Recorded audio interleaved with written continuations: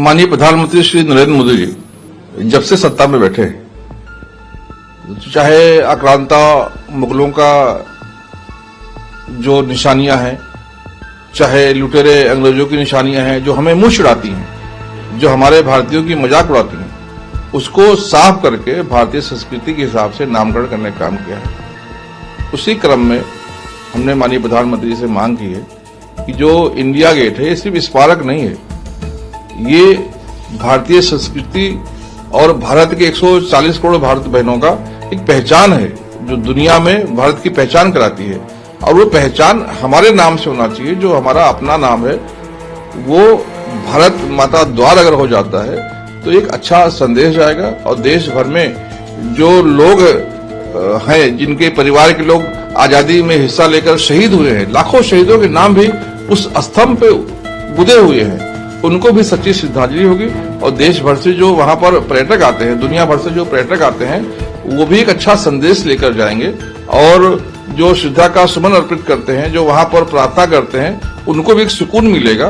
तो इसके लिए हमने मांग किया है कि जिस प्रकार से आपने जॉर्ज पंचम की मूर्ति हटाई, वो भी 70 साल तक कांग्रेस के जमाने में वहां बैठी रही और हमारे भारत के लोगों को मुंह चिढ़ाती रही। अंग्रेज चले गए लेकिन मूर्ति वही बैठी रही। उसको बदलकर नेताजी सुभाष चंद्र बोस की मूर्ति लगाकर युवाओं को एक नया संदेश देने का काम किया है। आज जो युवा आते हैं और नेताजी को देखते हैं तो उनको प्रेरणा मिलती है, नेताजी जैसा बनने का काम करते हैं, वो प्रयास करते हैं। वो जो राजपथ था उसको चेंज करके उन्होंने कर्तव्य पथ किया, जिससे जो वहां पे पर्यटक आते हैं उनको अपने देश के प्रति कर्तव्यों की याद दिलाती है।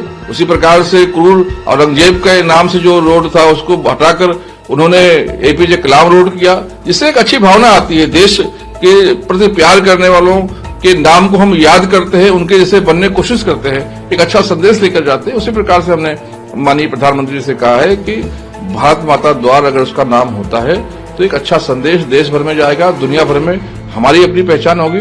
और भारत सबकी माँ है, किसको इस नाम से इतराज हो सकता है? मुझे लगता है इसको सब खुशी खुशी स्वीकार करेंगे और माननीय प्रधानमंत्री श्री नरेंद्र मोदी जी इंशाल्लाह इसको जल्द हमारी मांग को पूरा करेंगे।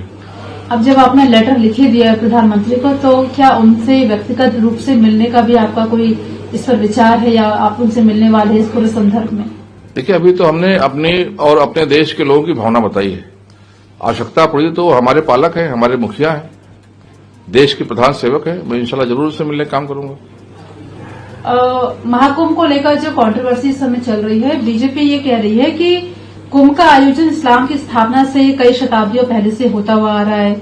जब इस्लाम था भी नहीं तब से कुंभ का आयोजन हो रहा है। तो जो कुछ कट्टरपंथी रेडिकल मुसलमान हैं वो माहौल को बिगाड़ने की कोशिश कर रहे हैं। महाकुंभ को लेकर ये बयान है, बीजेपी आप कैसे देख रहे हैं? देखिए, जो कुंभ है वो भारत की पहचान पूरी दुनिया से कराता है। जो कुंभ का आयोजन होता है, दुनिया भर से लोग वहां पर आते हैं और सिर्फ धर्म नहीं, हमारे अर्थ के हिसाब से, वो व्यापार के हिसाब से लोगों को वहां फायदा होता है। उस कुंभ से सभी हिंदू, मुस्लिम, सिख, ईसाई सभी को लाभ होता है।